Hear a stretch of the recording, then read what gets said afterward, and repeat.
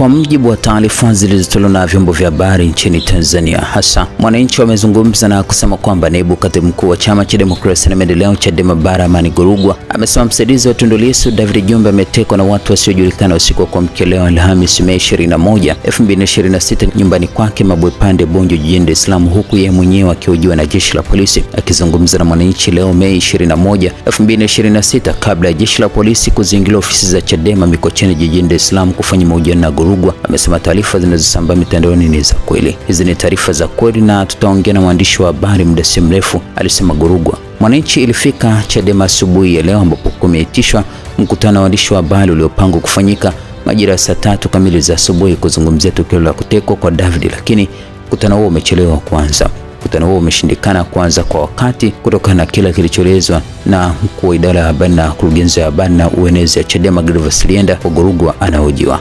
Lienda amesema amechelewa kuanza mkutano na waandishi wa habari kutokana na kiongozi wao huyo kuzuiliwa na jeshi la polisi ambalo linaendelea kufanya mahojiano naye ndani ya ofisi za Chadema Mikocheni jijini Dar es Salaam.